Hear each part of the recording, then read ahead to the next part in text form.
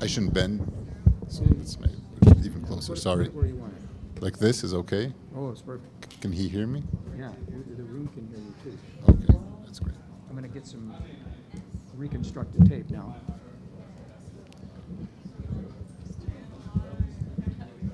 I was working a project across campus for Sunday's live stream, and I looked out in the hallway. Guess what was across the hallway? What? The Muslim Studies program. Yeah, that's coexistence. Yeah, and it's nice, but I noticed it's in a separate building from here. I can choose James Madison, so I don't. Yeah, yeah. It's in the International Center. Okay. I'm not going to use this. I'm going to use this. Everything's working. What about these dip patterns? I can throw them at people who do noise, whatever you come to do. All right, I'm going to turn on the light. Yeah, it's really good. And it's sort of framed. It may not look like it, just for this area. And Okay. since the mic keeps you here, there's no fair hiding behind this thing. So should I use it? I should stand here. This is where I'm going to stand, right? Unless you need the chair. Yeah, right there. Okay. We'll just, yeah, this one. Oh, look at that. Fantastic. I would feel the same way. I would be like, oh, you're here. Hi. Hi.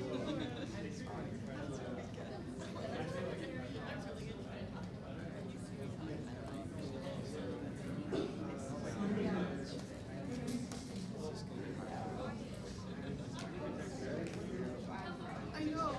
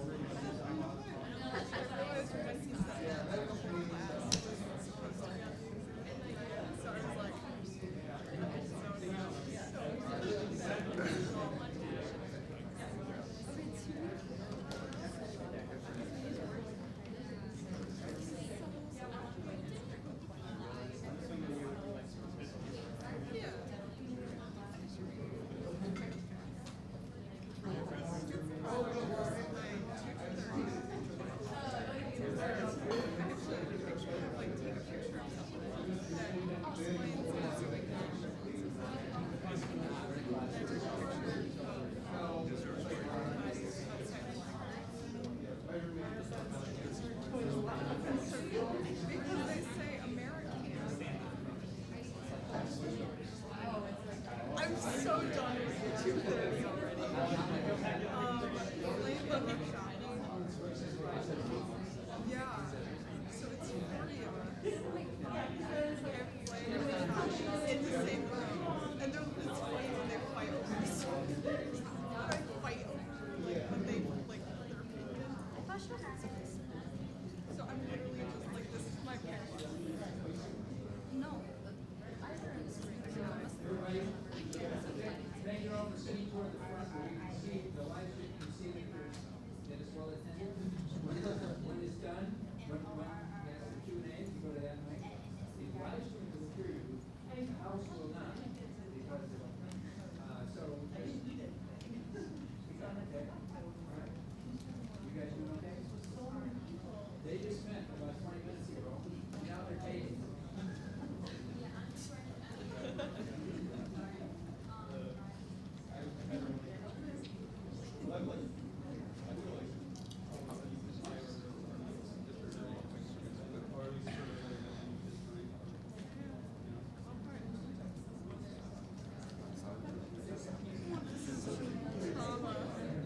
This is the first day when it's like I'm a notebook and I was just like traveling.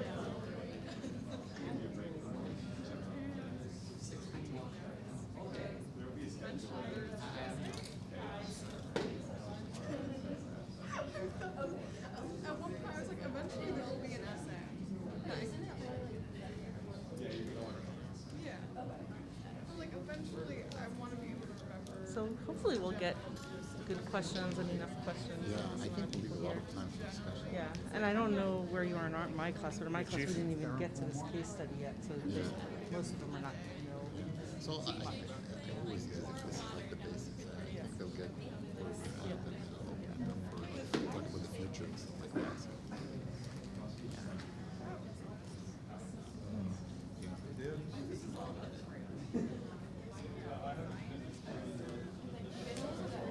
How's your family doing?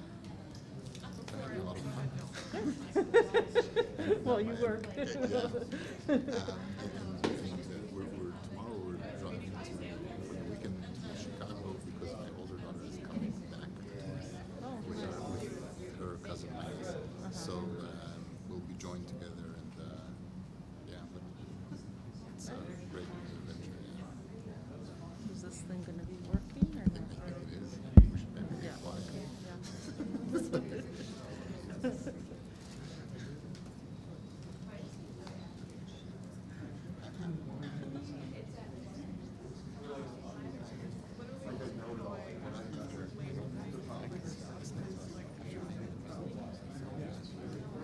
Oh my God, it was happening.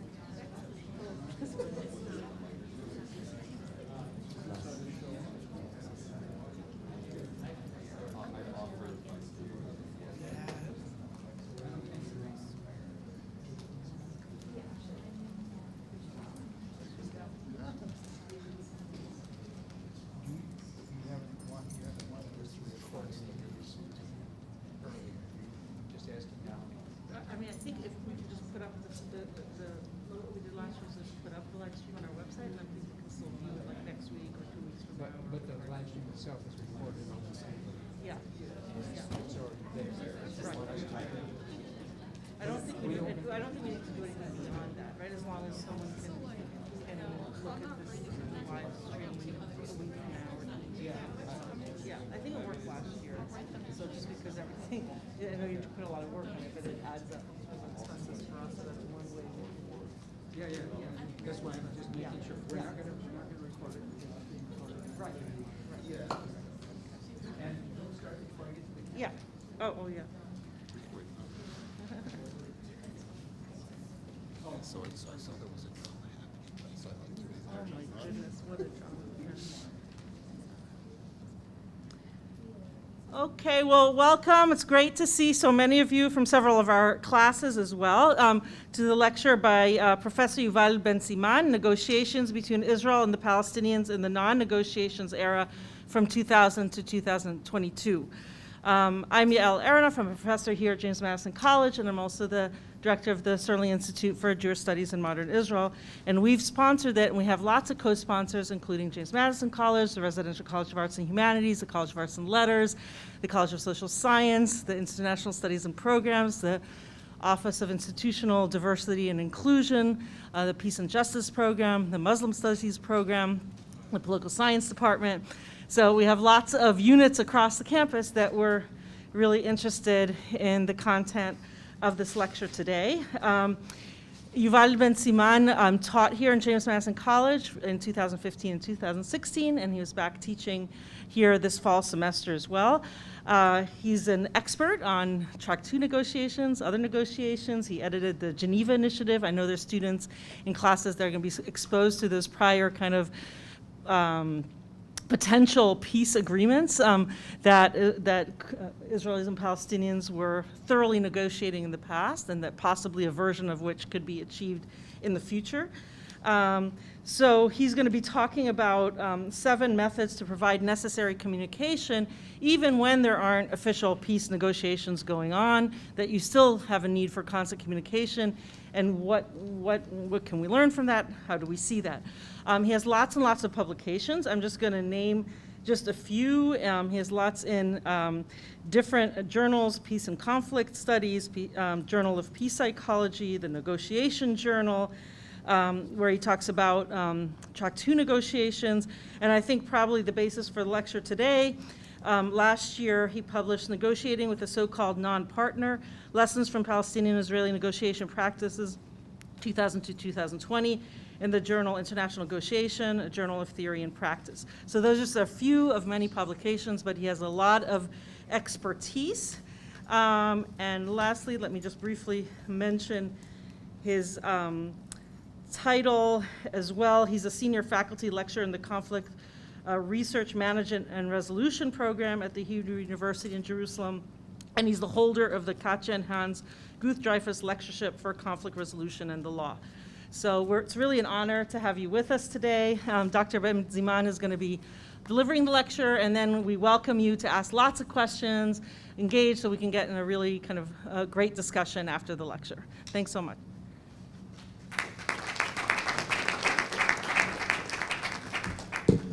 Thank you very much, Yael. After this introduction, I should stop, but I'll start anyway. Thank you very much. Some of you are my students, so you know this. As Yael mentioned, I was a visiting scholar here 7 years ago, and I'm really happy to be back here. And thanks for having me as a visiting professor in general and in this specific lecture as well.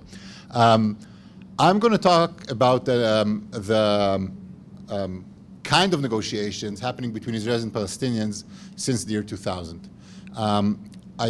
As a starting point, and as Yael said, it comes from an article that I published a year ago.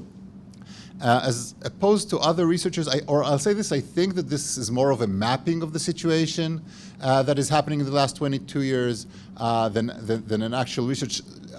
I thought, when I started working on this project, I thought that we keep on saying that there are no negotiations, and yet negotiations are held all the time. Israelis and Palestinians are in ongoing contact all the time, and yet we say that there are no negotiations. So it interested me to look and map what kinds of negotiations are happening between the Israelis and Palestinians in the last 22 years. So it interested me both when looking at the Israeli-Palestinian issue, but also thinking more theoretically. As Yael said, my field of research is conflict resolution, and partially international relations. There are some discussions, articles, and books about negotiating with terrorism. But again, not too many such articles and books.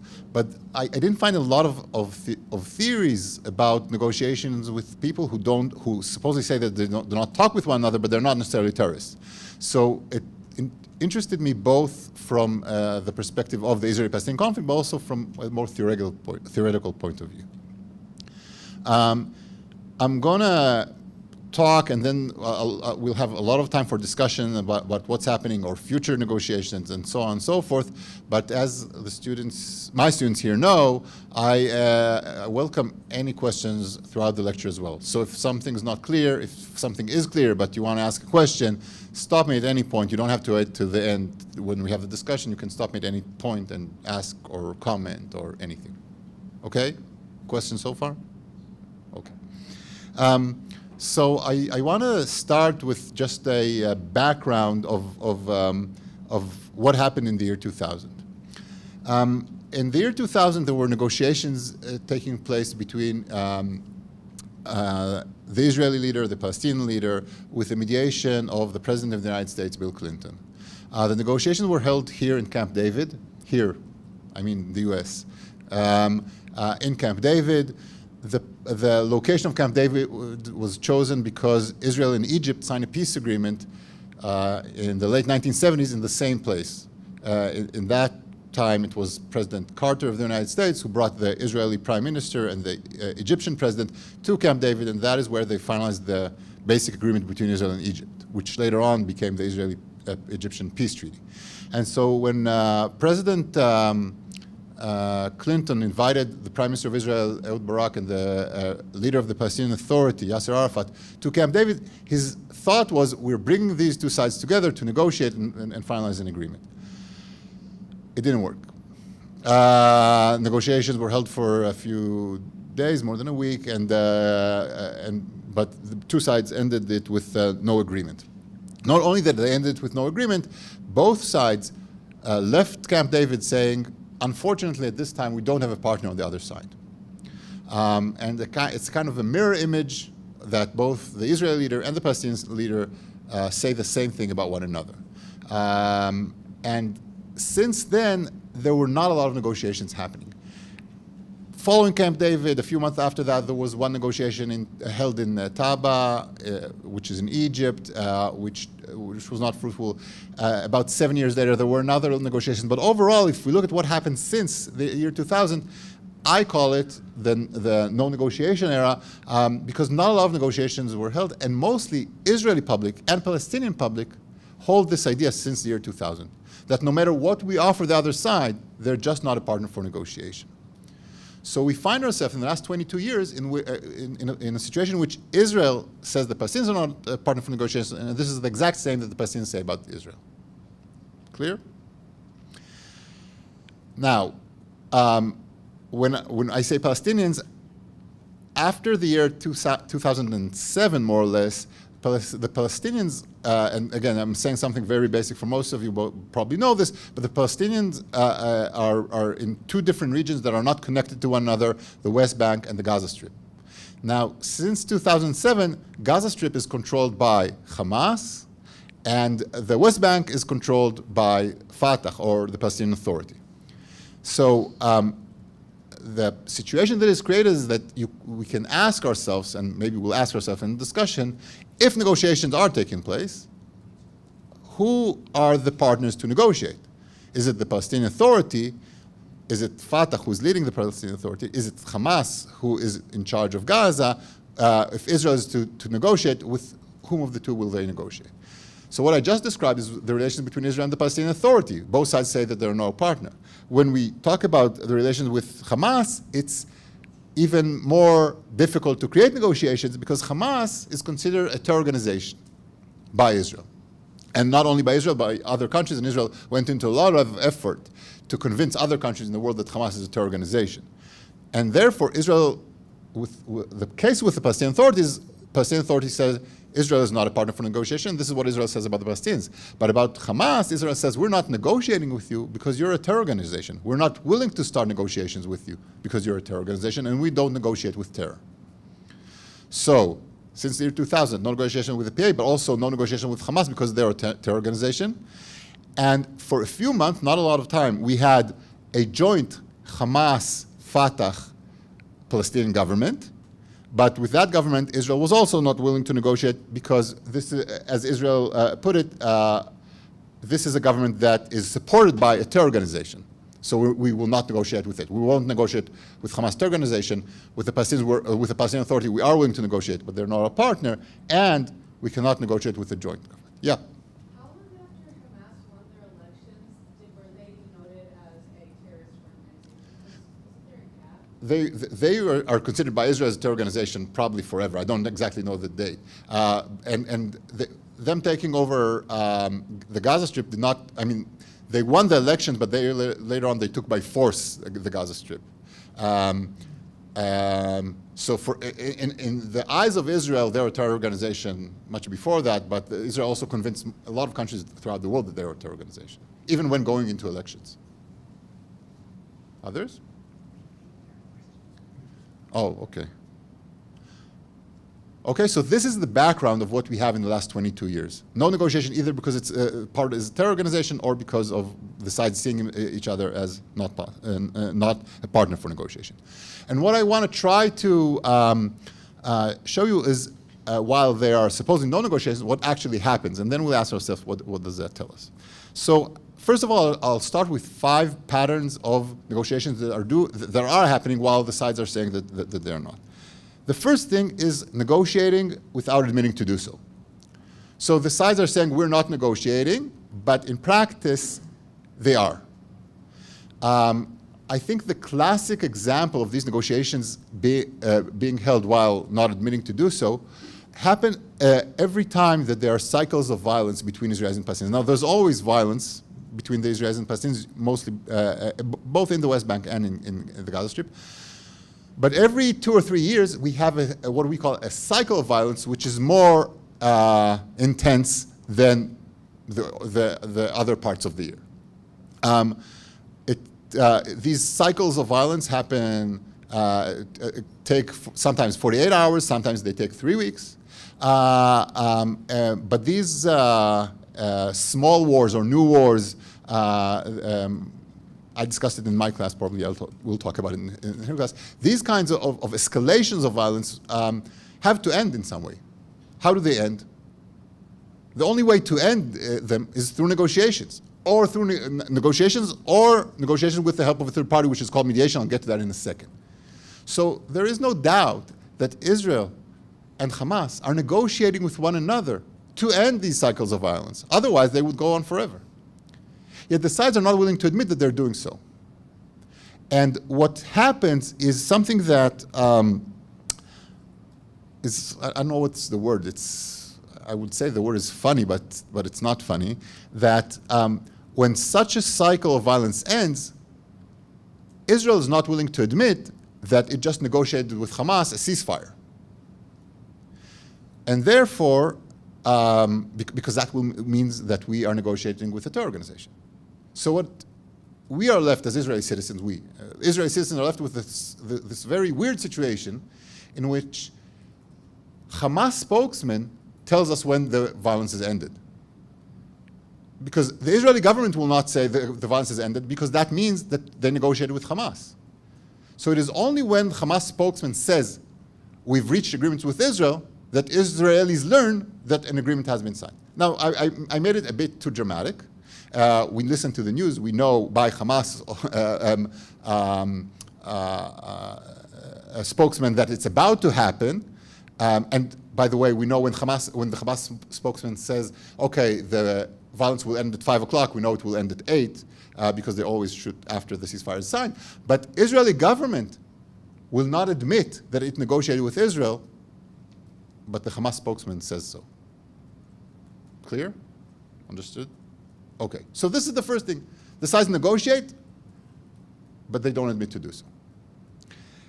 The second kind of negotiations that we see happening is when the sides negotiate with the help of a third party that acts as what I call a mediator or a mediator plus.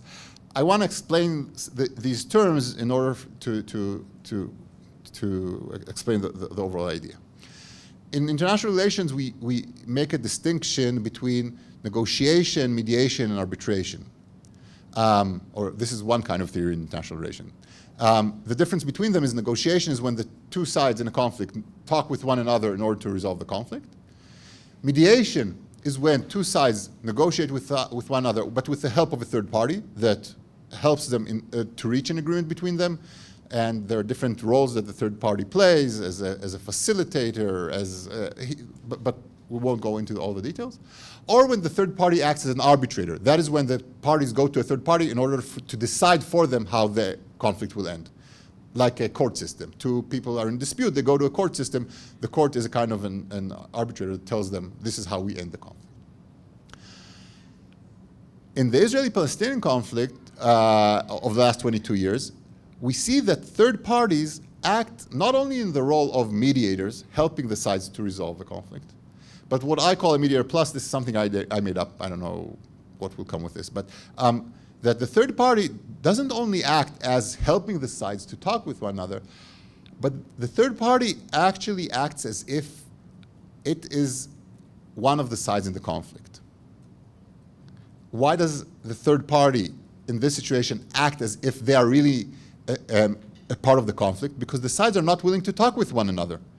And the third party takes the role not only of helping the sides to reach an agreement, but if they're actual representatives of one of the sides or both of them. So I have two quotes to kind of show you what I mean by that. The first quote is from a woman called Miri Regev. She was a minister. She held a few minister positions. When she said this, she was Minister of Culture and Sports in Israel. And she said this when one of these cycles was happening. She said, "We're not talking with Hamas. We are negotiating with Egypt. They serve as mediators." So what is Egypt?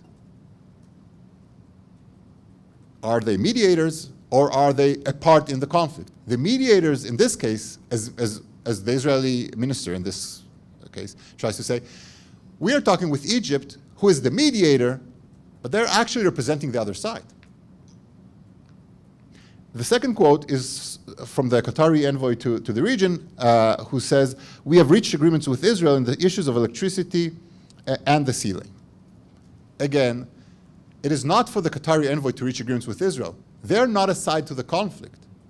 But he is not only trying to mediate between the sides, he's actually taking the role of being the kind of the lawyer of the Palestinians, okay?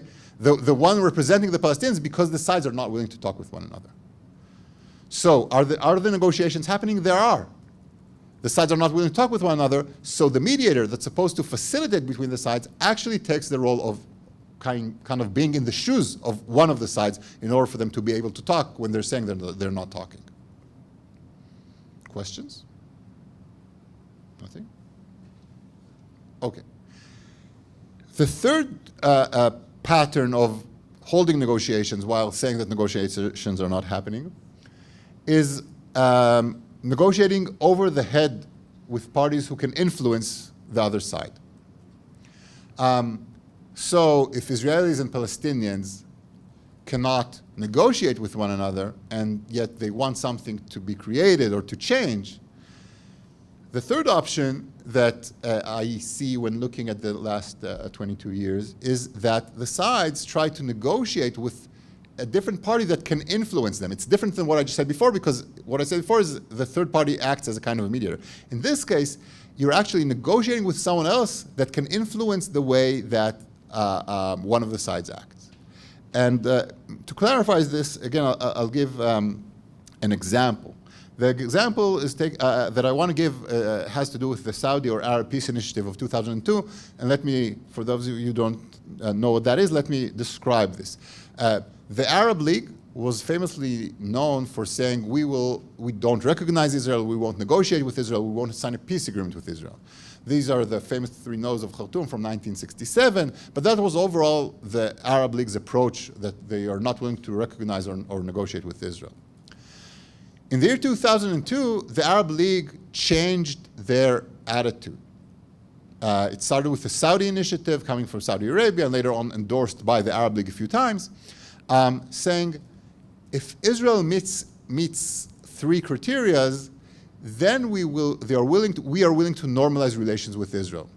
The 3 criteria that they had are 3 criteria that Israel has a very big problem in accepting as they are listed in the initiative itself. The 3 criteria is Israel goes back to the 1967 line, a Palestinian state is established, and the just solution is found to the refugee problem. But their point was, if these 3 terms are met, then Israel will not only have peace with the Palestinians, they will have peace with all the Arab world. So there's like a carrot at the end of the road that if you are willing to do this, you will get something that is much bigger than only peace with the Palestinians only. That's a big thing. But you'll have peace with all the Arab world. By doing so, the Arab League tries to signal both to Israelis and Palestinians that they have a lot to achieve. So for Israel, it's clear, you'll get peace with all the Arab world, but it's also something that the Arab League is doing to tell the Palestinians, don't worry, you have our back. Because you're compromising about a lot of things. You'll reach an agreement with Israel. You'll forget the dream of Greater Palestine. A just solution to the Palestinian refugee problem might mean that no refugee, and we'll have to decide upon this. But if you reach such an agreement, it's not you alone. It's okay with us, all the Arab nations. I want to read to you what Prime Minister Benjamin Netanyahu his response many years later, when the Arab League initiative was introduced, Israel did not respond to it. Later on, it did respond, but it's not that Israel tried to kind of take this and make something big out of it. Many years later, this is a quote from what Benjamin Netanyahu, then the Prime Minister of Israel, said: Israel welcomes the spirit of the Arab Peace Initiative and welcomes dialogue with Arab countries to promote a broader peace. I believe that in order to fully achieve this broad peace, the Palestinians must be part of it. I brought this quote because I think that what Netanyahu is tells us here is interesting. The Arab Peace Initiative is based on the idea, first, Israel, you reach an agreement with the Palestinians. Later, you can have an agreement with all the Arab world.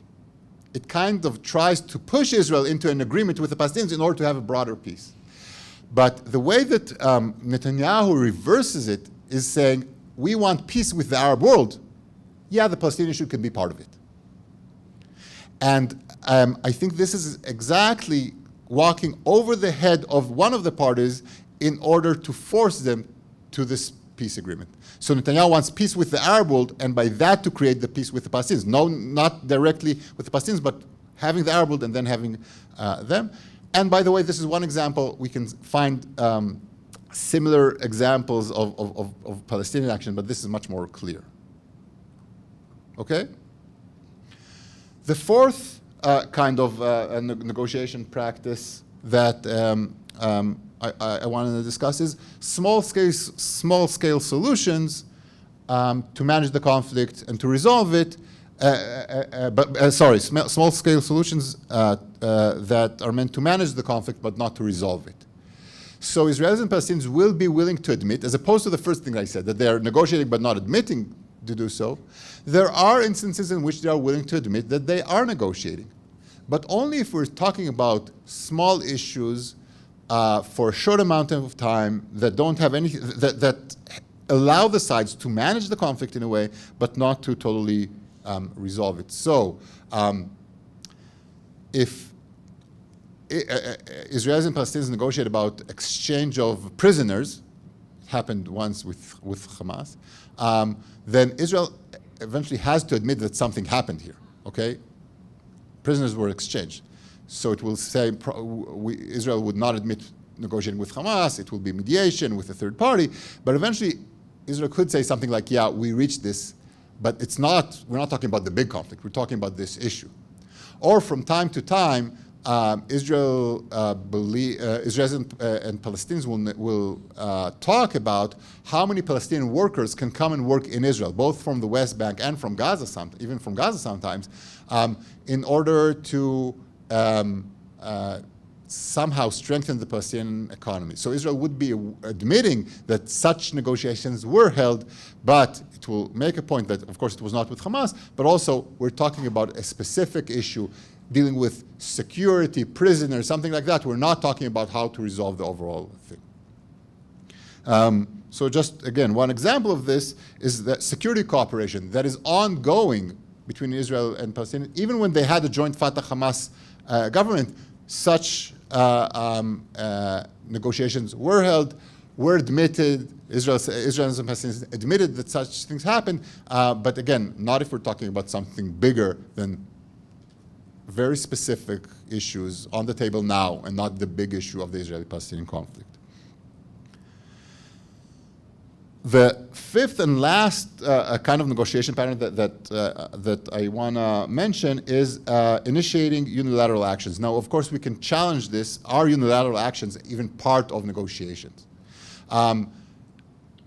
There are theories in international relations that claim that unilateral actions are exactly the opposite of negotiations, because you say, I cannot negotiate with the other side, that is why I'm acting unilaterally.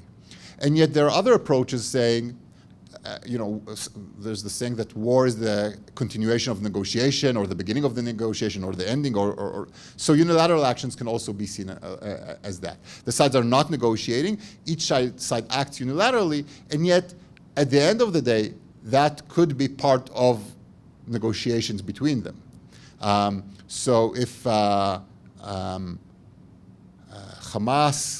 asks the UN to accept Palestine as a sovereign, as a state in the UN, and it does so unilaterally without any acceptance from Israel, or if Israel builds a security fence, wall, call it whatever you want, unilaterally, this is seen as an action that's no kind of negotiation.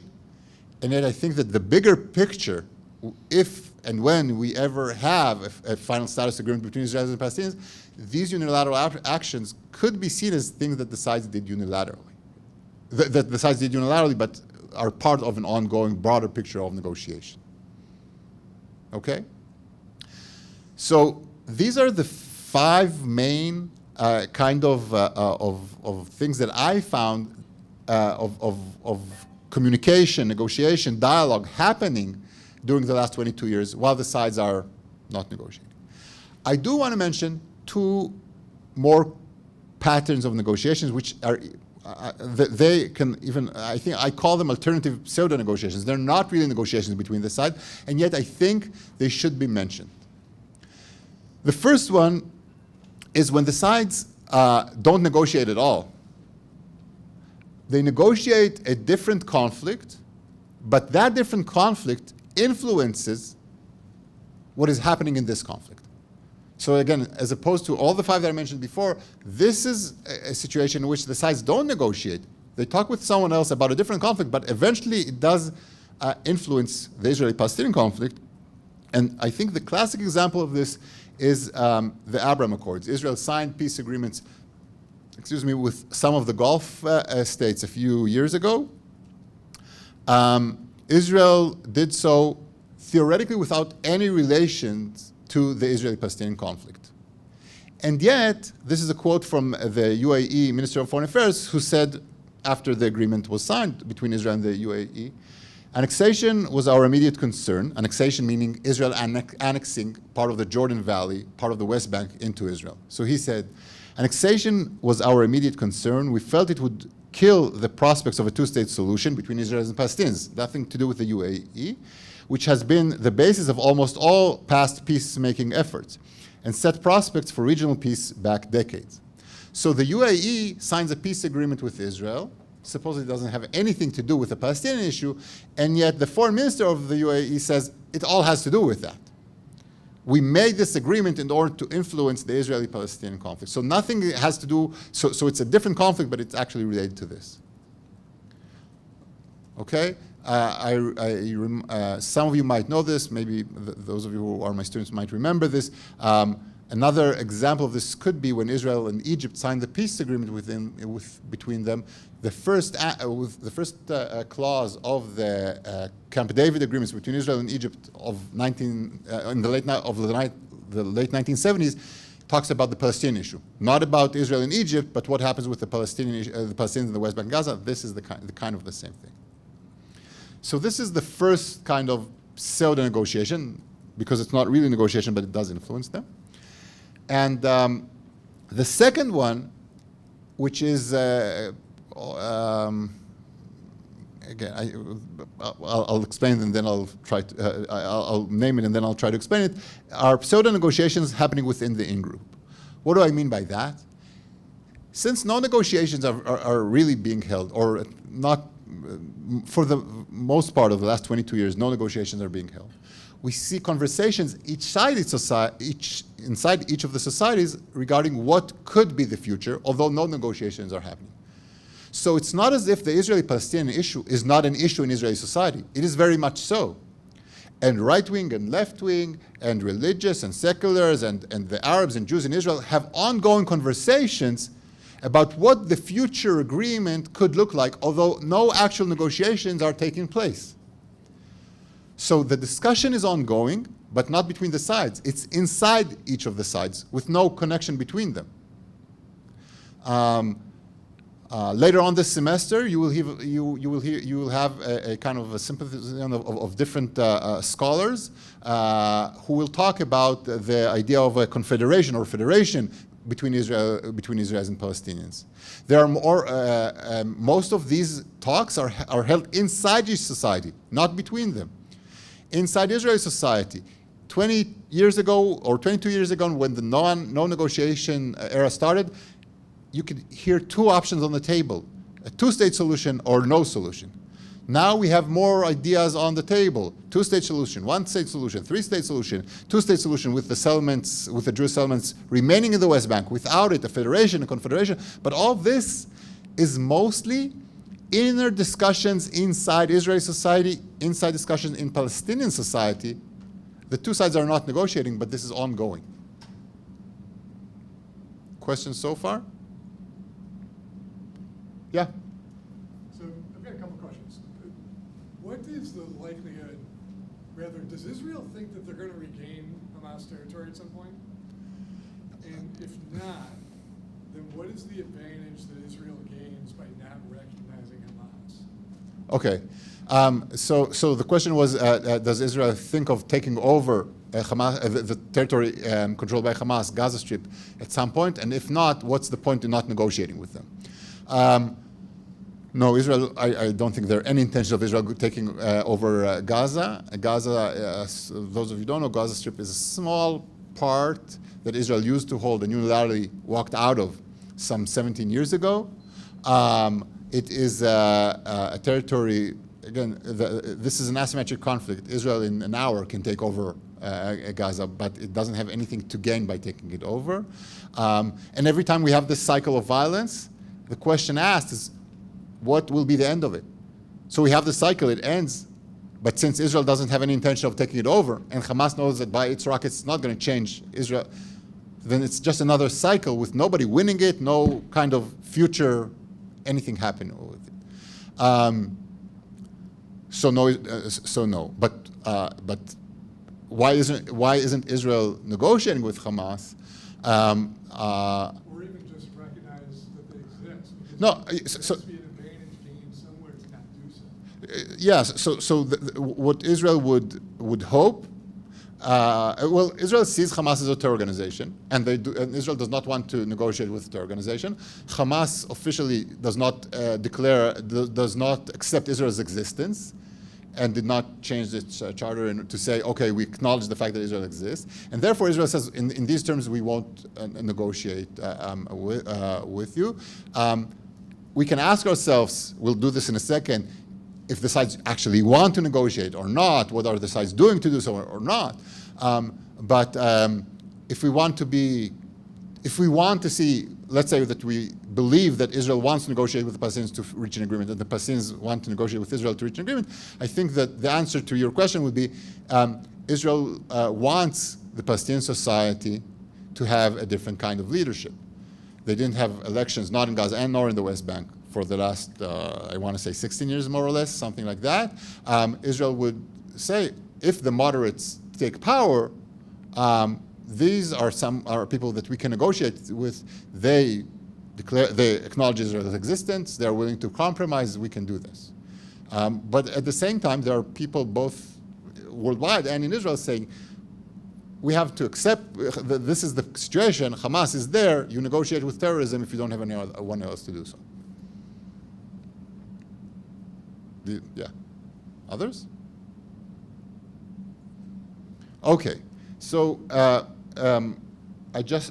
want us to start a discussion, but I'll try to wrap all these ideas by saying the following. So no negotiate. Are there no negotiations? There are at least 5 kinds of negotiations happening, and at least two kinds of pseudo negotiations.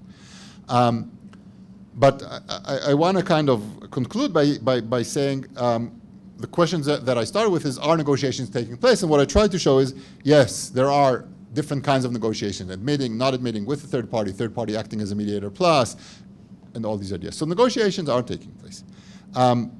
But will this lead to a final status agreement and an end to the conflict? No, because the sides are not negotiating with one another. They're doing so with a third party, or without admitting to do so, or acting unilaterally. All these kinds of negotiations that I tried to talk about here are negotiations that are taking place. So to say that this is a no-negotiation era is partially wrong. Yet, but it's also partially right, because all the negotiations taking place are not in order to resolve or end the conflict. They're all dealing with small-scale issues that won't give us an end to the conflict altogether. So no, they will not end the conflict. So where will all this lead to? Unfortunately, it will lead to more violence and more cycles of wars. Because if you're not negotiating, if you're only negotiating small-scale solutions, if you're not admitting to do so, and so on and so forth, the reality that we've been experiencing in the last 22 years will continue on and on and on. Something has to change. Otherwise, we'll just see what we saw in the last 22 years, and that is nobody talking to one another and more violence. And therefore, I want to say what possible things can change this reality and bring the sides to do something that is not only what we described so far. And I want to present a few options, and this hopefully will start our discussion. So the first option did not occur, but I want to say this. The first option that I listed here is mutual external threat like a global pandemic. Those who were here in the last 2 or 3 years, we had a global pandemic. As a scholar of conflict resolution, I always told my students, and I of course regret saying this, at the beginning of classes, of the first class, I would tell them that my belief is that every conflict can be resolved. I can't prove it, but this is my belief because I think that if two sides in a conflict have a deadline, if they know that both of them will die in half an hour, they will reach an agreement in 29 minutes. The problem is that we never have this deadline. We always think, okay, but things will change and something will happen, and therefore the conflicts don't end. We know that what I just described, we know this from when there are negotiations held about budget in different governments around the world. Somehow, the sides agree upon how the budget would look like, December 31st, 11:59, because otherwise you can't continue. So sides do reach an agreement. Unless the government can continue on running without a budget, and then you continue after December 31st. So this is what I used to say all the time. And when COVID-19 arrived, or I know arrived, can you say about a pandemic that it arrived? I don't know. When it was here, I thought that this actually could be as something that the sides can unite. We often talk in conflict resolution about a superordinate goal, something that an external enemy that the two sides collaborate in order to fight. COVID-19 could be such a thing. Didn't happen. Okay, so the idea that a global pandemic could bring peace to the world, actually, and again, I've written about it in another article, but if anything, we see that different leaders around the world, the exact opposite happened. Each leader tried to explain why this is a global pandemic, and yet they're doing better than others, and they have better means, and they didn't want to give their vaccines to others. The exact opposite happened. Okay, so the global pandemic idea didn't really change the Israeli-Palestinian conflict. The other thing that could happen in order to make a bigger change is maybe change in governments and leaderships. The Palestinian Authority is led by Abu Mazen, who's been there for a very, very long time, since Yasser Arafat died. He's 80-something years old. They did not have elections for a very long time. It's not, since they didn't have elections and it's not clear who his successors will be, this could create a lot of chaos after he dies. And they're split between Hamas and Gaza, and the PLO or the Fatah in the West Bank, and yet a change in that leadership could bring to a change. In Israel, besides the last year, but before that, for about 12 years, we had the same prime minister, Benjamin Netanyahu, and both these people who ruled Palestine, the Palestinian Authority, and Israel, I think that a change in the leadership could bring to some kind of a change. Now, will that necessarily happen? I'm not sure about this. The current government of Israel, we're going to elections in a month and a half. You're going to have a session about this with Yael at the beginning of November. But the current government in Israel that was formed on the idea that different sections of society, different parties will form a coalition. The only way for them to form a coalition was to say, we're not talking about the Palestinian issue. Because the parties in the government, in the coalition, are from the right, from the left, one Arab party. All of these don't have much in common. They have two things in common. One, they didn't want Benjamin Netanyahu to be the prime minister. And two, they said, in order to do that, we won't talk about the Palestinian issue at all. So a change in leadership could lead to this change in relationship. But it has to happen in both sides with good faith, with the willingness to do so. It's a possibility, which I think is fair. I'll list a few more here, but this is something that could lead to this change. The third option is international pressure. As I said before, the Arab Peace Initiative was such an effort, but maybe the Arab Peace Initiative, the Arab League could come with some other ideas of pressuring Hamas, pressuring the PA, pressuring a kind of united Hamas, Fatah government, something that comes from outside to pressure the sides. So it could come, I think that the body that could mostly influence the Palestinians is the Arab League. The body or the country that could influence Israel more than others is the US or the EU or the UN. But international pressure can create this kind of a change. International pressure, by the way, could be done both ways. It could be like with a carrot or with a stick. There are those who say boycott is what we need. We need to boycott Israel, and that will force Israel to negotiate with the Palestinians.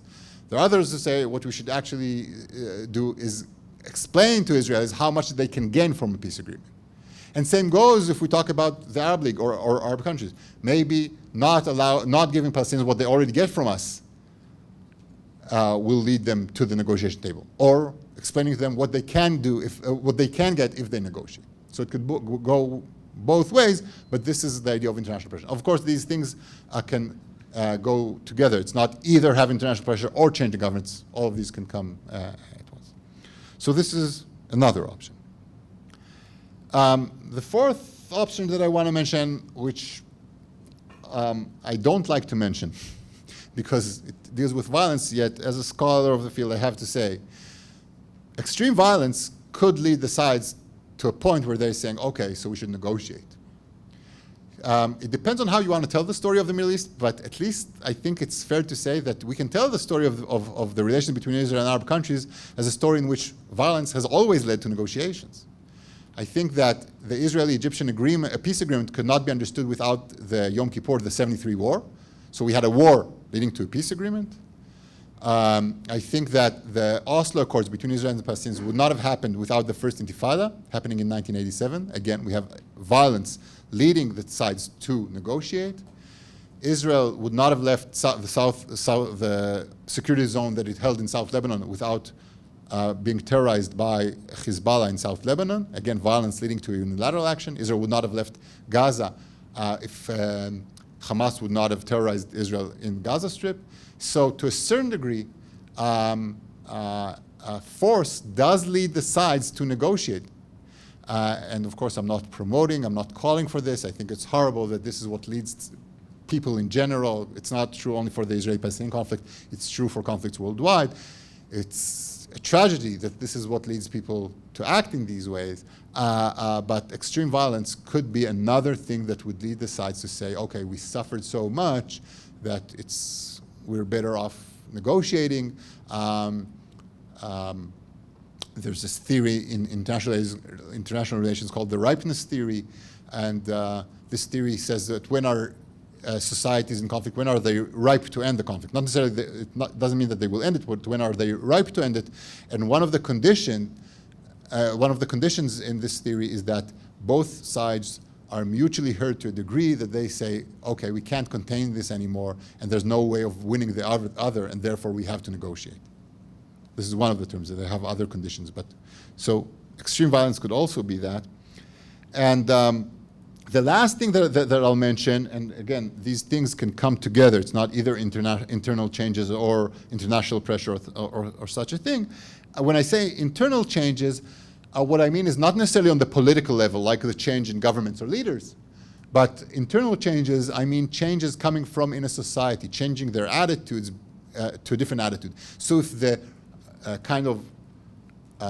we started by saying that what both societies share in the last 22 years is saying that there's no partner on the other side, a change in the society's perceptions or ideas maybe could lead the leaders later on to change their actions and bring them to a different point.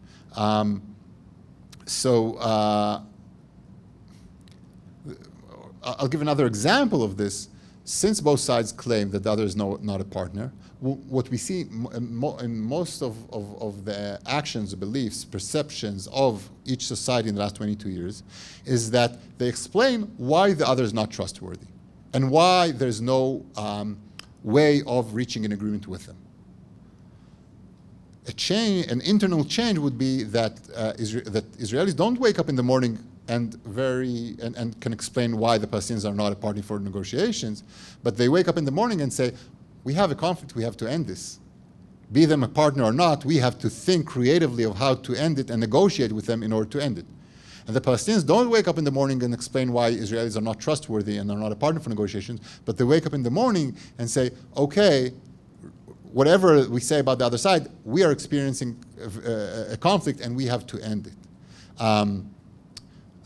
In practical mediation, it's often said that you have to convince the sides not to see each other as the problem, but to be on the same side of the table and see the conflict as a problem. And how do you together work in order to solve it instead of claiming that the other side is the problem? So this is what internal changes could lead to. The side saying, okay, we've had enough of this, we have to change our attitudes, and later on the leaders will follow. And we can, of course, think of other ways, but again, to conclude, what I'm claiming is negotiations are ongoing all these 20 years. But the kind of negotiations that are happening will not really lead to anything but the continuation of violence. And therefore, a much drastic change has to be made and a different kind of negotiations in order to bring this conflict to an end. Yes, that's a good, I finished, now discussion, yeah.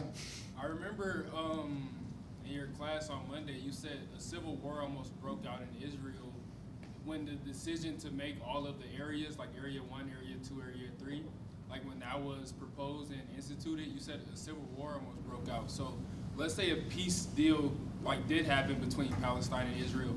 What would the right, like the right-centered political members of the Knesset, like what would they have to say about that who don't even envision this in the first place? Yeah, okay. So first of all, I'll just make it clear. I said that when the Oslo Accords were signed and the West Bank was divided to area A, B, and C, it was like 50-50 in Israel for it and against it. I said that the kind of fear of a civil war happened when Israel walked out of Gaza. And it was said that if Israel goes out of Gaza, the settlers will come up and they will shoot, and nothing of that happened. But you're right. There's at least half of Israeli population, maybe more than that, that does not agree with these kinds of solution. These are kinds of solution, and maybe that is part of the reason of why that is not happening. But I'll give you a kind of an argument of why we can see internal changes, okay? When we think about the future of the relations between Israelis and Palestinians, and let me talk just from the Israeli point of view, okay? The vast majority of Jewish Israelis are 80% of the population of Israel, citizens of Israel. The most important component for them is that Israel remains a Jewish state, okay? More important than anything is that Israel is a Jewish state. If Israel continues on controlling the West Bank,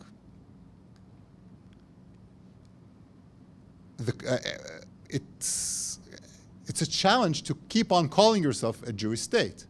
Of course, the Palestinians in the West Bank and the Palestinians in Gaza are not citizens of Israel.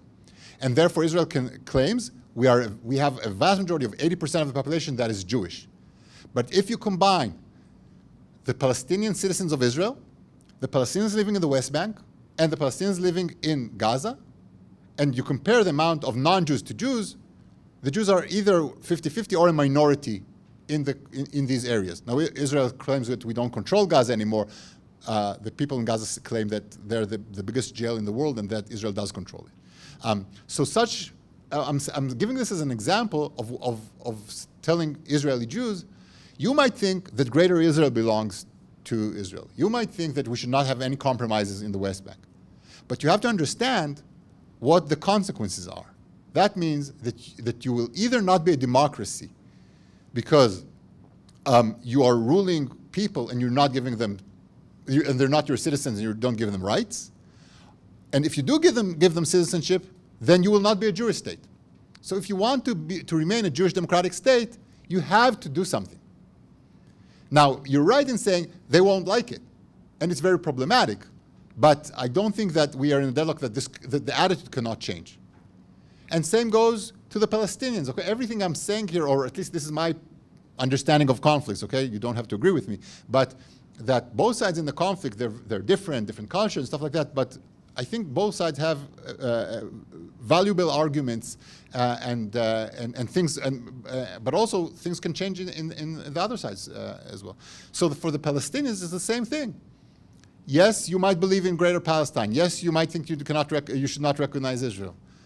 But if that means that you will continue on living under what you see as occupation or what you see as the biggest jail in the world, and that will not lead you anything, then this kind of internal change can happen. The floor is open for questions or comments or anything. Yeah. Or, yeah, so, yeah, go for it. Wait. Yeah, you go first. I'll repeat the question, so, yeah. Okay. So you stated that around 80% of the Jewish Israelis, or vast majority of them, want to have Israel be purely a Jewish state, or at least recognized as such. Do you think that those people, and conversely, Palestinians as well, are becoming more complacent with this relationship between the current Israel and Palestine? Like they're more becoming okay, I guess, with this violence?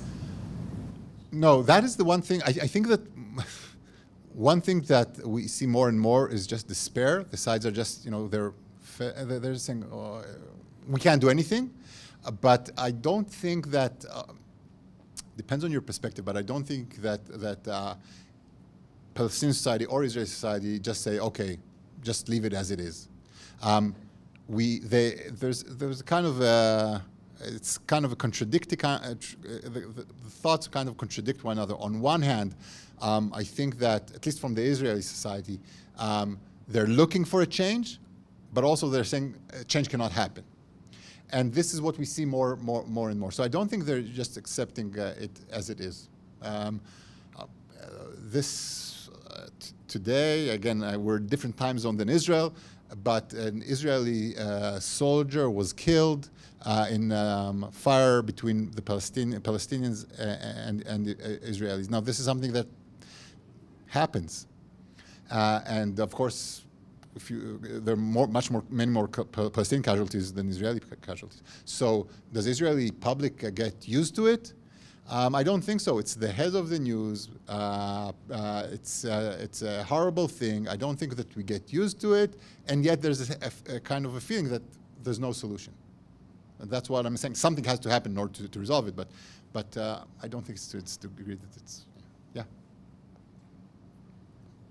So I talked to you a little bit about this when you had the title for the talk. So I thought it was a really interesting talk, and I wanted you to speak to what are the times during the 20 years when you did have more serious negotiations, not just about managing the conflict, not just about small issues, but about actually resolving the conflict and getting into the details of what a two-state solution would look like. So you had it in 2008 with Olmert, you had it to a smaller degree with Secretary of State Kerry, 2015, 2014. So how can you explain those periods where the sides are negotiating more seriously and to the convolution? Was it because of different leaders?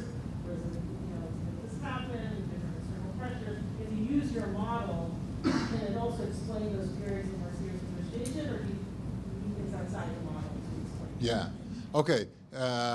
What Yael asked is, in these 22 years, there were a few negotiations happening. As I said, it's not, maybe it's not even unfair to say that no negotiations were happening, because in 2008 there were some negotiations between the then Prime Minister Olmert of Israel and Abu Mazen of Palestine.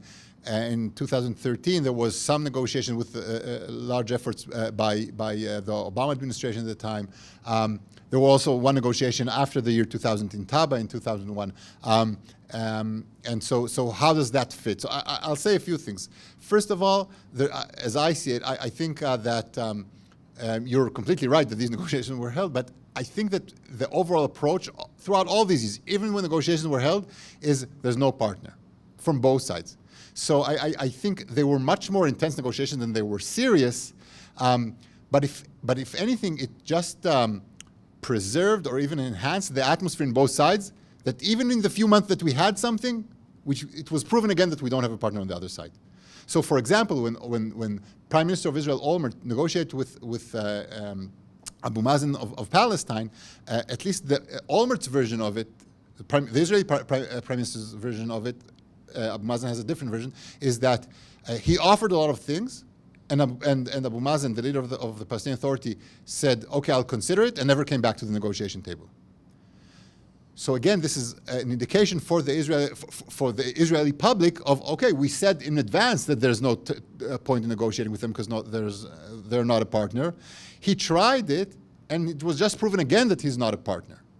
So in some way, I think it even enhanced this idea that this thing is happening. You're very right that in that time we had a different leader, Ehud Olmert. In the year 2001, we had negotiations between Israel and the Palestinians in Taba.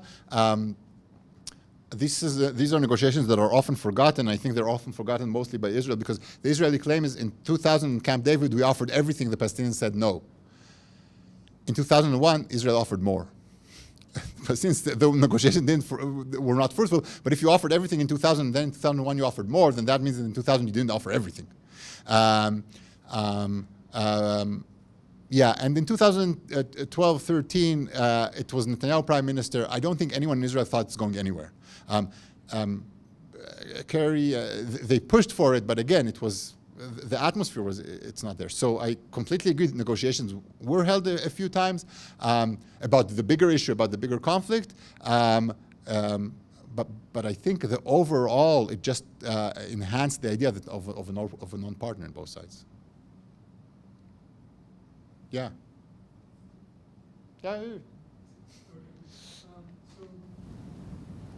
You mentioned, and correct me if I'm wrong, I believe I heard you say that Israel does not give the Palestinians equal rights. Is that correct? Yeah, I can explain it, but yeah. So if they don't assign equal rights to the Palestinians, and yet Israel would benefit from giving the territory, the Palestinian territory, to the Palestinians, so that they can claim that they're a majority Jewish state, isn't it then the case that this is just purely a power play? That is purely what? Just purely a power play. I mean, if they don't want to assign other human beings with natural rights that are inherent to all human beings, then it seems like it's just about power. And then I have the question, if that's the case, then would it be fair to say that this would never end as long as the conflict in the Middle East, as well as on the Korean Peninsula, are useful for managing news cycles? So first of all, just to make it clear, it's not that Israel that the Palestinians don't have rights. Israel took over in 1967 the Sinai, West Bank, East Jerusalem, Gaza Strip, and the Golan Heights, but we're talking now only about the West Bank and Gaza. Israel took over the West Bank and Gaza, but decided not to annex these places, and decided, and therefore is not forced to give them citizenship. So it's not clear till this very day, at least I cannot explain, what Israel wants to do later on, Israel unilaterally walked out of Gaza. But what is the future of the West Bank is something that I don't have an answer to. Okay, on one hand, Israel didn't annex it, so that means maybe Israel doesn't see it as part of it. Yet at the same time, we have 500,000 Jews, settlers living in it. So that also means that maybe Israel is not willing to give it back forever. Israel does not want the Palestinians there to be citizens of Israel. And yet in the Oslo Accords, there is a kind of a new situation in which they can partially rule themselves.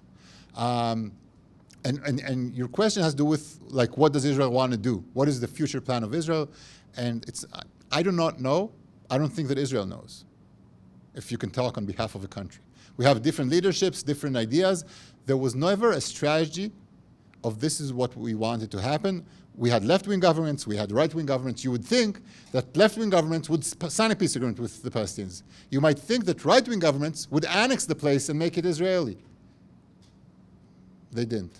So I just don't have, this is part of the chaotic reality of Israelis and Palestinians. Yeah?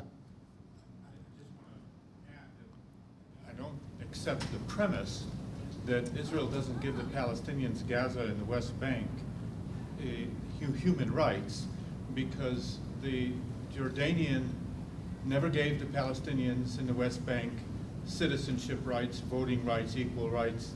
There was no parity between the West Bank Arabs and the true Jordanian citizens. Same in Gaza. They were not allowed to leave Gaza into Egypt without a visa. So the premise that Israel created this, non-humanity and unequal rights to the Palestinians in Gaza and in West Bank ignores the history from the 1948 to 67. I agree with what you're saying, but but the fact that others did it, I don't think has. It's not. Maybe Israel did not create it, but Israel is in control of the West Bank since 1967, and the people living there, the Palestinians living there are Jews living there who are citizens of Israel and have the same rights as every other Israeli citizen. The Palestinians living there are not citizens. Don't have travel documents. I'm not saying that Israel created this problem, but when Israel took over, it didn't decide to do something else like Israel did do in 48. When Israel won the war in 48, it decided that anyone who is under its control will automatically become citizen of Israel, whether he's a Jew or an Arab, a Palestinian or an Israeli. When Israel took over the West Bank and Gaza in 67, it did not do the same. That is just the situation as it is. Even if it's not Israel's, even if others did bad things, and you're right, the Palestinians in the Gaza Strip have problems with Egyptians as much as they have it with Israelis, that when we're talking about Israel, this is the situation that Israel has. And again, but I would be cautious in saying that they don't get human rights. They don't get a lot of rights that you would think that everyone should get, but at the same time, there are things that are provided. It's not, but it's very problematic from the Israeli, as I see from the Israeli point of view. Yeah. So, just in talks of peace. I don't even know. It's on the street. Oh, okay.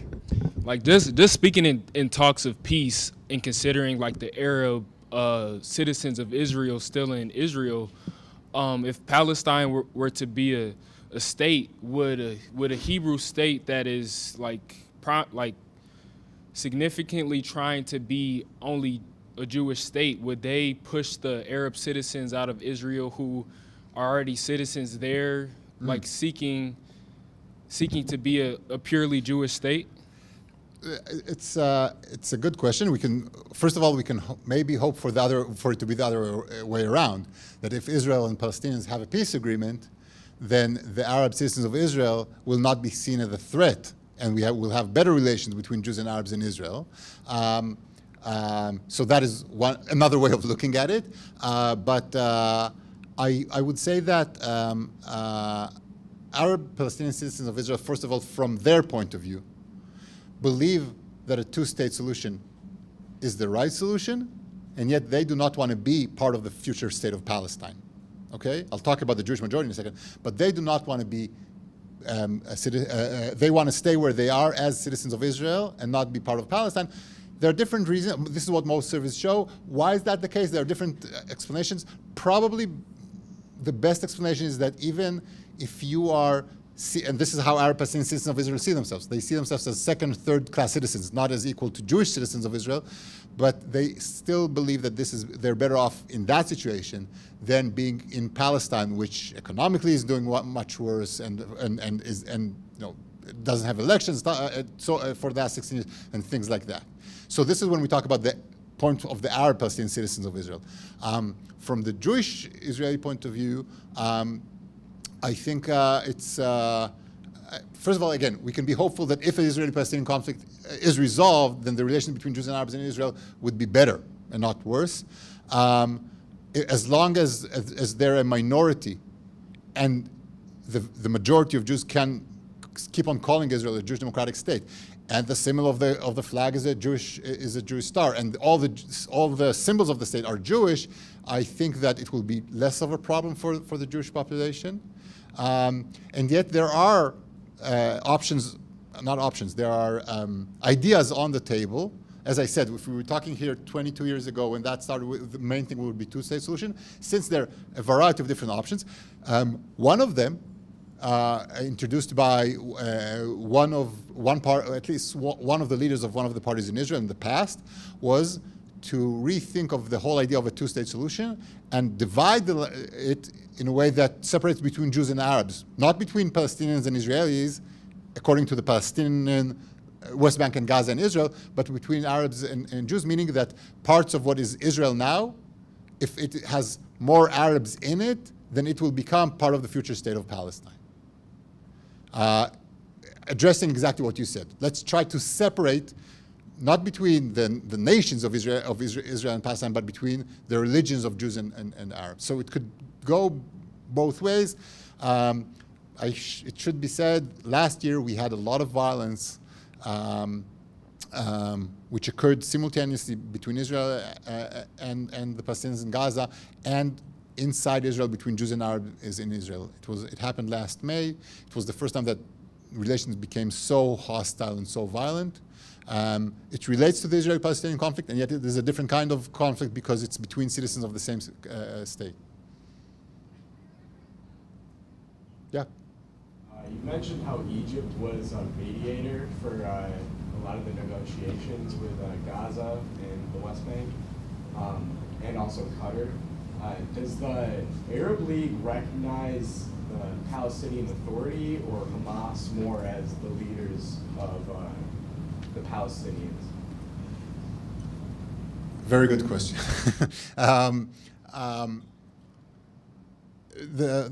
The Palestinians find themselves in a very troubled situation, both in their relation with Israel, but also in their relation with the Arab world and the Arab League. I said this to those of you who study with me. The Palestinians are very unhappy with the fact that Arab countries sign peace agreements with Israel, because that means that they're not fighting enough for the Palestinian cause as they see it. The first agreement should have been the Palestinian agreement, and that no Arab country should sign a peace agreement with Israel without that. So they opposed the agreement with Egypt. With Jordan, it was less an issue. With the UAE and the Gulf states, it was an issue that the Palestinians are against it. They're in a difficult situation in these relations with the Arab world, and it's not clear who the negotiators should be. Should it be Hamas? Should it be the PLO, Fatah in the West Bank? Again, I don't know if we want to go into this, but there are also a lot of internal issues in the Arab world, in the Muslim world, and we have more and more of a kind of divide inside between kind of the Iran ruling Arab world and the Saudi ruling. And Iran is more affiliated with Hezbollah in Lebanon and Hamas in Gaza, and they are seen as the kind of by Israel, but by I don't know if the most, but a lot of countries around the world as like the terror group, the organizations and the country that is more close to terror and the others. And so you would have people in the Arab League who are for the more moderate Palestinians, Fatah and so on, and yet you have others. The Qatari envoy to the Middle East that I just mentioned, he supports.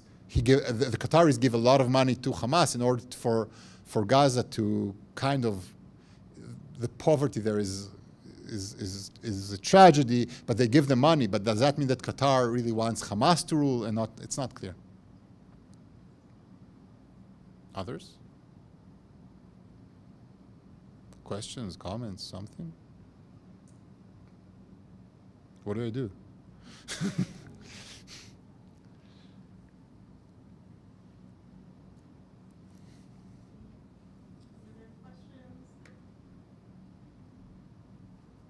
Yeah. So, among like groups of citizens within Israel and Palestine, how many of them are like pro two-state solution? It's so. I want to say maybe this was too depressing. I want to say something optimistic. The question was how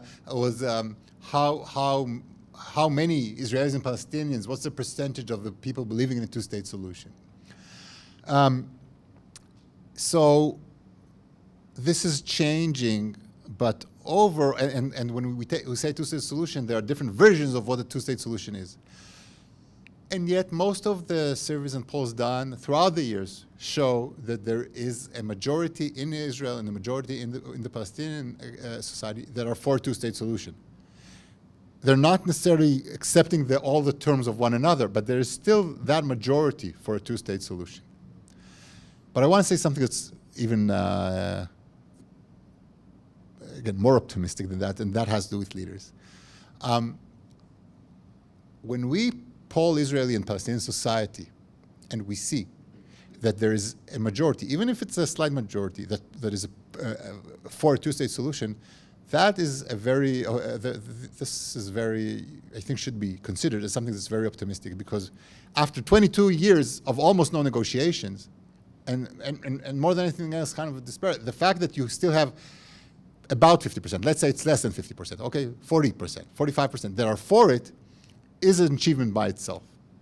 And I think that if ever a solution is brought to the table and is backed up by the leader, society will follow the leaders.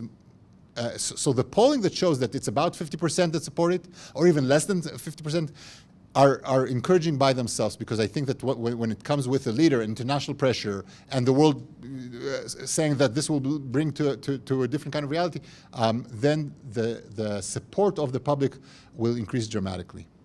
We can't prove it, but we can say that when the peace agreement between Israel and Egypt was signed, eventually, again, we're talking about the Israeli side, because in Egypt it wasn't a democracy at that time. Question what it is now. In Israel, it was backed up by the parliament and it was voted for. When Israel signed the peace agreement with Jordan, it was backed up by society, and almost all the Israeli parliament voted for it. When Israel walked unilaterally out of Gaza Strip, the public was for it. And therefore, I think it's fair to say that when even if we have less than 50%, I think we have more, but even if we have less than that, when it's backed up by the leaders, this is something that could still happen. Yeah?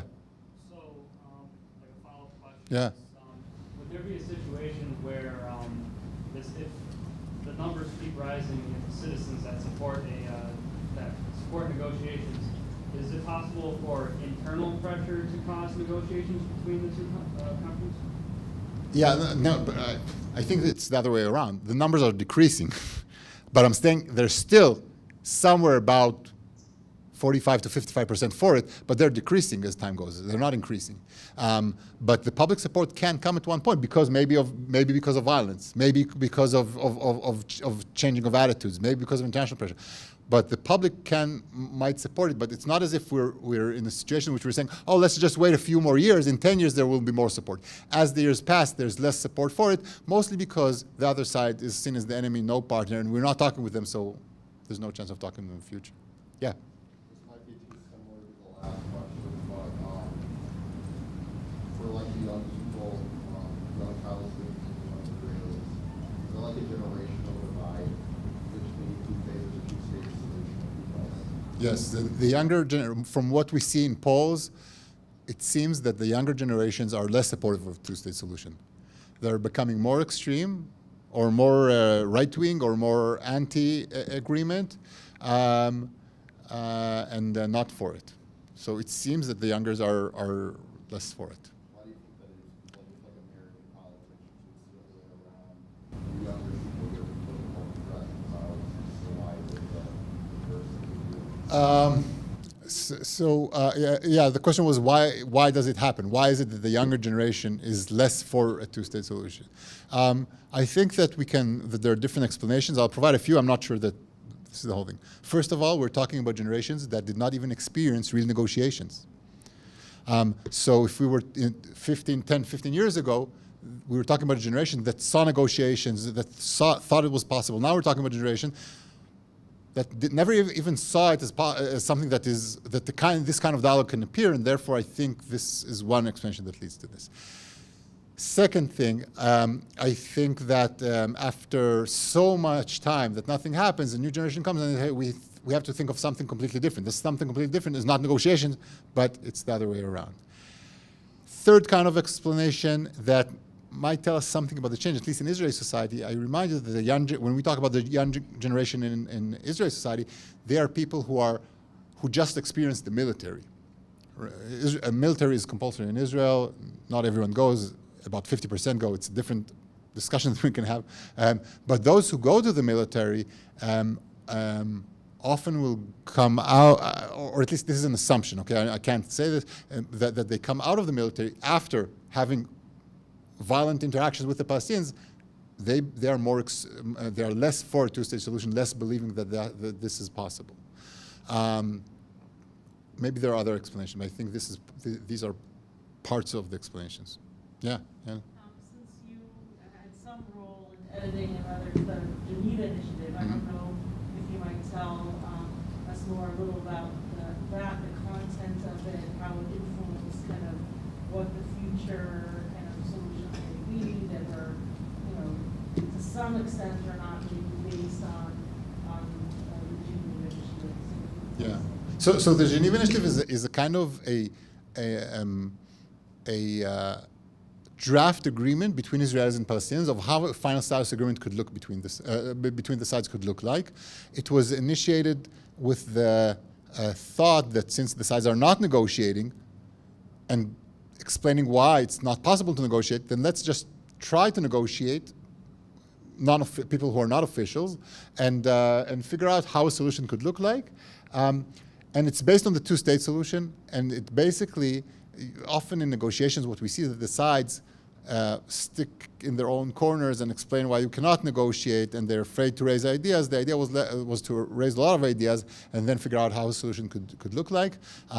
What I edited is the annexes, not the agreement itself, but the annexes, which is a big book of trying to explain all the very little details of how such an agreement looks like. These negotiations, again, they were held between people who are not officials in Israel and Palestine, but I think that what it shows is that if you really want to resolve the conflict, it is possible. You need to compromise about a lot of things if you're an Israeli or a Palestinian. Again, not all Israeli society will be for it, not all Palestinian society will be for it. And it has to be said, in any future agreement, this is probably true for any conflict around the world, but surely in Israel and Palestine, there will be about 20 or 30% who don't believe that this agreement should be signed. Okay, we have to take this as a kind of something that is unchangeable. 20-30% of the population will be against any kind of agreement, no matter what it says. The question is, can the 70% who might be for it, can they agree to such an agreement? So the Geneva Initiative is based on the idea of a two-state solution,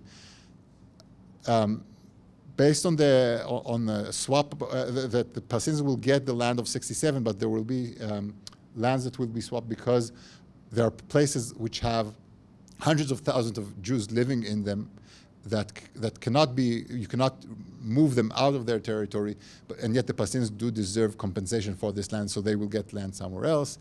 It is based on the idea that Palestine, because one of the big fears of Israel is that the Palestinians who will terrorize Israel from other parts, that they will now self-rule. So it's based on the idea that the Palestinian state will be demilitarized. There will be some kind of connection between the West Bank and Gaza. In the Geneva Initiative, it's a kind of a tunnel, but it could be other options that connects between the two sides. And there are other details of this agreement, but I think what is important is that it shows that this is possible. Is this the only solution? I don't think so. But I think that we should be creative in thinking about other solutions. So in the Geneva Initiative, the idea is that the city of Jerusalem is the capital of Israel and the capital of Palestine, and there are places there that both sides can be in. That's one solution. We can think about others. Maybe this should be a city that is internationally, and the sovereignty of it is not Israeli or Palestinian, okay? Or maybe we can say it's the sovereignty of one country and the other has other rights in it. More than anything else, I think the approach there, and the approach that I hope that will change the reality, is to think is to think as if there is a deadline. Otherwise, we are left with ongoing violence, killing each other, no future for both sides. Or we can say, let's try to figure this out, this solution, that solution, somewhere in between, but kind of the perspective or the way you think about it should change. And this is what has been tried there.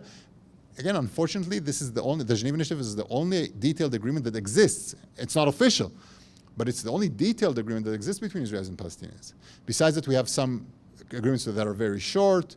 We have some agreements that are done unilaterally. Israelis present an idea, the Palestinians present an idea. But the only mutual Israeli-Palestinian kind of track 2 NGO idea that goes into the specific is this idea. Yeah. You talked about societies and attitudes possibly being like a route to the end of the conflict. Like I know here in America, we've kind of come to a place like where we can like acknowledge that the Native Americans were originally here, and we read acknowledgments, we have programs for them. And I feel like that's sort of become a bit of a global trend, like decolonialization and like some of the former colonial superpowers. I know we're like really, really far from that in Israel, and like the younger generation is more conservative.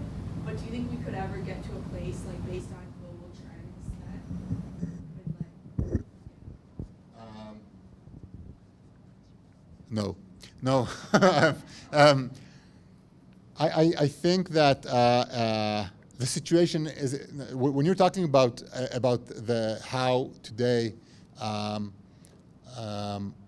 the kind of discourse in American society is about Native Americans, Native Indians. What's the appropriate name? Sorry, what's the American Indians? You're talking about a situation that was created a very, very long time. It took the U.S. some decades to be in this place, and yet it's still not, I'm sure that it's not something that everyone agrees with, and yet such a long time has passed in order for this to be something that is talked, that is appreciated, that is accepted, and so on. So I don't think that the situation between Israel and the Palestinians living in it, or the Palestinians in the West Bank, is there now. Although, in the future, I can imagine, maybe I'm too optimistic, I can imagine if there is an Israeli, I'll give you one specific example that has to do with the Palestinian refugees. I can imagine that if there's an Israeli-Palestinian peace agreement in which the two sides sign that they have no mutual claims anymore and that this ends the conflict, and the Palestinians say, we no longer believe that we have the right of return to Israel, because this is something Israel will never accept, okay? And Israel is very confident that it is a sovereign country and it will not be attacked and nobody will want to enter it as a refugee. In these circumstances, Israel, let's say, will it be willing to compensate Palestinian refugees for property that they used to hold before 48? Maybe so. But all these terms have to come before that, because as the situation is now, Israel will never compensate them, because that will also mean that they have the right of return. So I think that when and if the conflict is over, we can, and time passes, and this could happen. But we're far from it at this point. Yeah. Is it a popular idea in Israeli society that eventually when a peace agreement does come to pass, that there will be some sort of compensation for the Palestinians that move out of Israel or that are no longer able to enter Israel? No, it's not popular at all.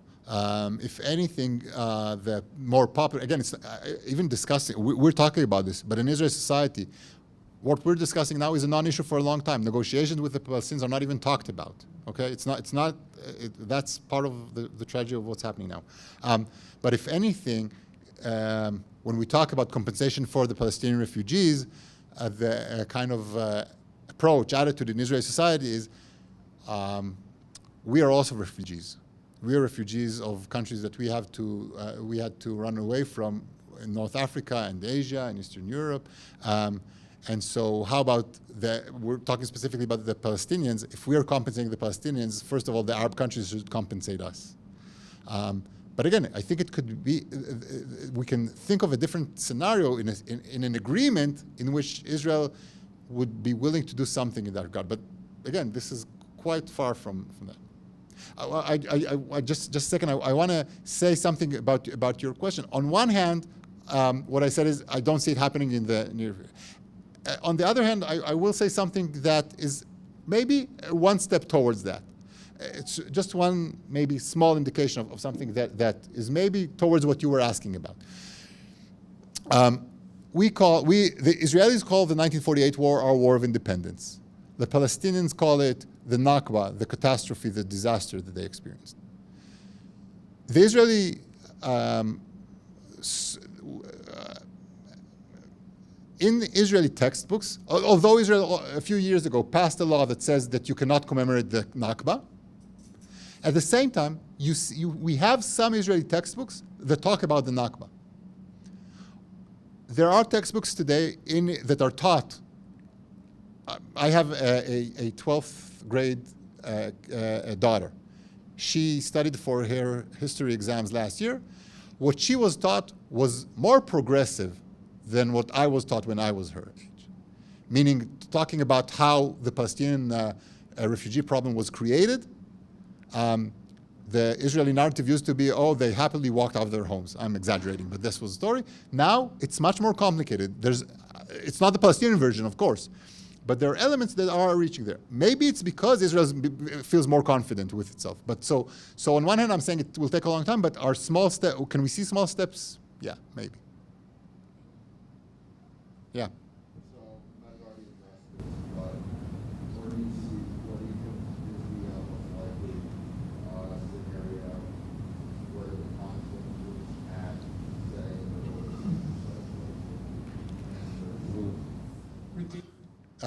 the question was what will like if I can predict what will happen in 2050 between Israel and Palestine. If I can predict anything for the very near future, it's the sides negotiating these small things that we talked about here, not negotiating something else, and therefore more violence. This is what I think will continue on happening in the very near future. But I think that the other things that we mentioned that could make a bigger change, I hope will lead to something else. Now, I don't know.